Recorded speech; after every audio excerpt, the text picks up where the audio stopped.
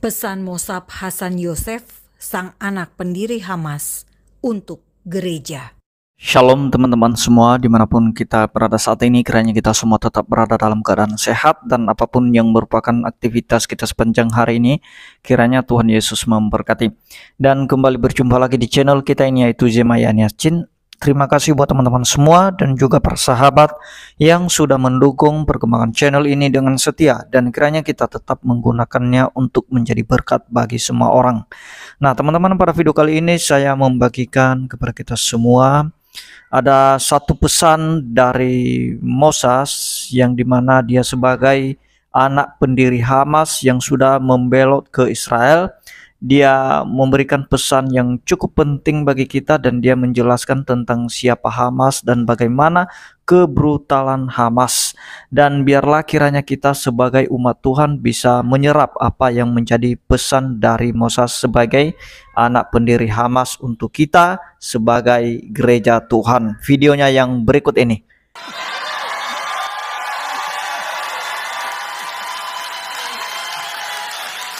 Pesan Mosab Hasan Yosef, sang anak pendiri Hamas, untuk gereja.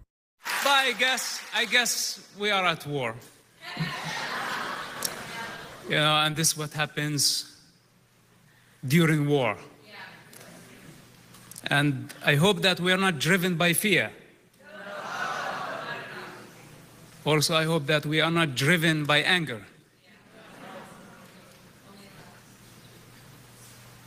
Because the other side is driven by revenge and hatred. I hope that we are driven by justice and by the power of love. Such a difficult time. And I'm trying to stay calm. But it's not easy. It's not easy because it's a responsibility, especially for a person like myself. I have lived so many sides of this conflict. I was born in Islam, like many of you know. For those who don't, I was born for a Muslim family. You can say that I came through them, definitely not from them. And I love my parents. I honor my parents, and I will honor them until the last day, until the last breath, regardless where they stand or what they do.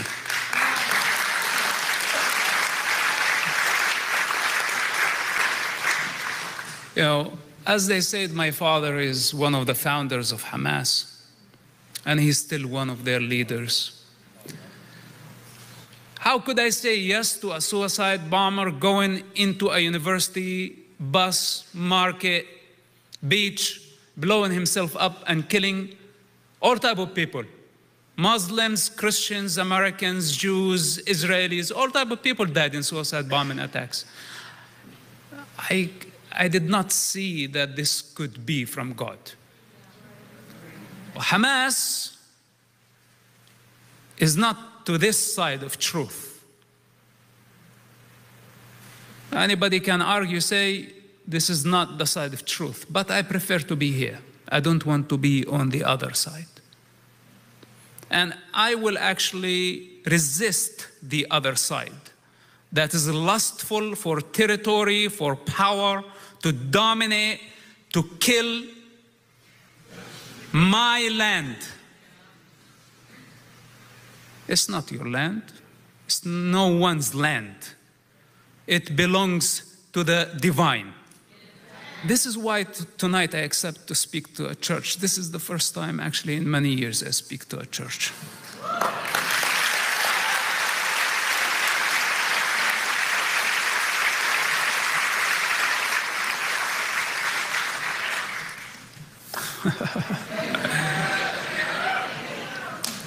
Because as I study history, and especially the history of the Holocaust, the Nazis infiltrated They did not infiltrate the government at the beginning. They started infiltrating the church. This is where they started their movement.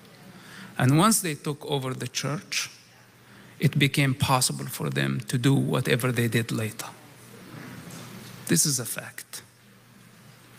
So today when I look at the United States, and I know that the church, regardless of many different denominations, many different point of views, and there is so much talk, but I'm not seeing action. And there is lots of talk about truth, but I am not seeing the truth. So the time has come, in my opinion, for the church to rise.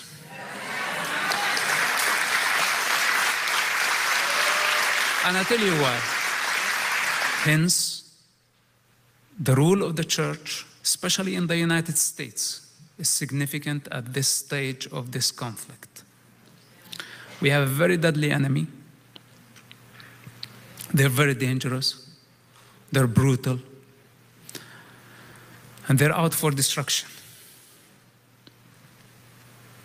In order to eradicate them, there is going to be more destruction. And I know it's very hard, because sometimes there is no way to achieve peace but through the use of force. Of course, we don't want the use of force to be the first option, not the second option. It's always the last option, the last resort. And of course, anybody can claim to say, I have no other option, I have to use the force. But now, I tell you that we are left with no other option but to stop this enemy. And if we don't counter them,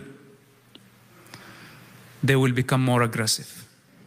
They will misunderstand our tolerance. And they will think that we are weak. Like this war, Israel did not start. Israel was at the most religious holiday. And they took advantage of that. Killing so many innocent people.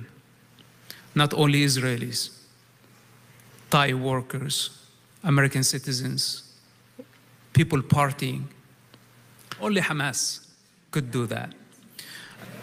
Israel in the Middle East represents order. It's not a perfect country. Hamas represents chaos. If I had to choose between imperfect country, political entity, or chaos, for myself, for my neighbor, for my friends, for my children, I choose a place where there is order. Not a place where there is absolute control of power, driven by hatred and human delusion. Hence, we say no to Hamas. That's not an option. Has nothing to do, that this is Christian, this is Jewish versus Muslim. Even though Hamas is rooted in Islam.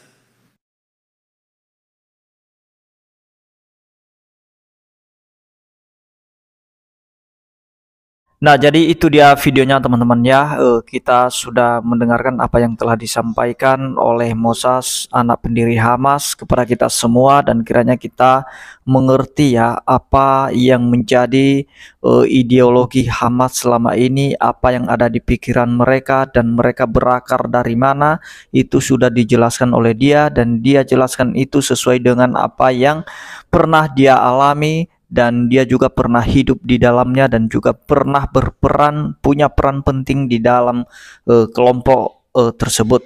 Dan kiranya ini menjadi satu edukasi, satu pesan bagi dunia yang bukan hanya untuk orang Kristen saja, dan khususnya Indonesia bisa membuka mata melihat kebenaran ini, dan terkhusus mereka yang suka mengutuk Israel, yang anti Israel, yang membenci Israel, kiranya mereka membuka mata dengan apa yang disampaikan oleh Mosab anak pendiri Hamas ini.